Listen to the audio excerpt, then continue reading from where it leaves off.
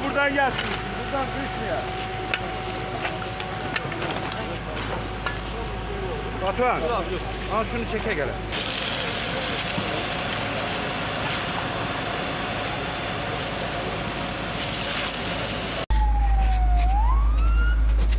Arif abi, su takviyesi yap 15 tonlukta.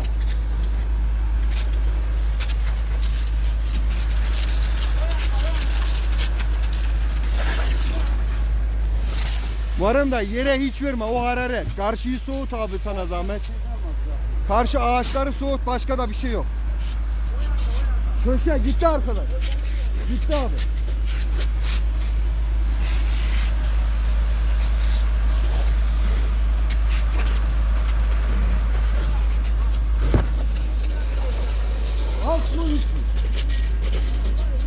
Tamam.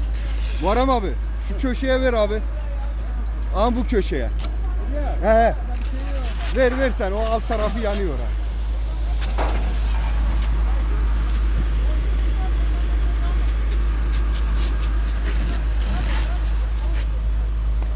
Yangın hayvanları yemiyordum. Çırptım, bir baktım duman çıkıyor.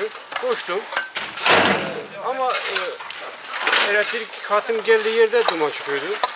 Çırptım, bağırdım, çağırdım, komşular geldi. O arada, bu esnada itfaiye haber verdik.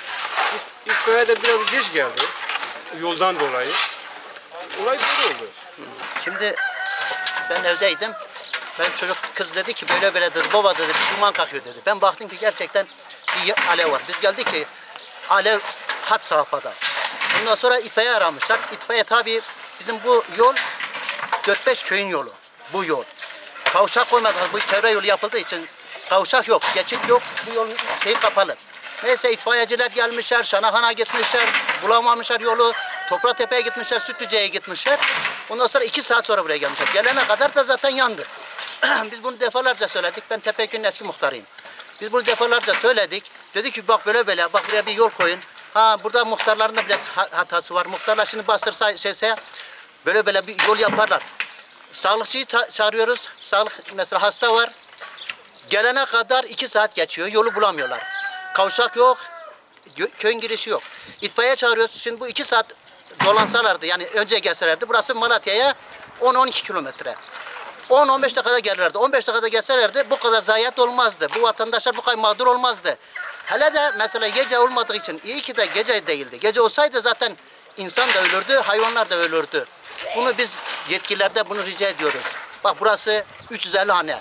Topratepe var, Sütlüce var, Şanahan var. Burası 5-6 bin nüfus. 5-6 bin nüfusun yolu. Burası yani mesela ilgilensinler, buraya yolumuzu açsınlar. Zaten yol vardı. Eski Sivas yolu burası.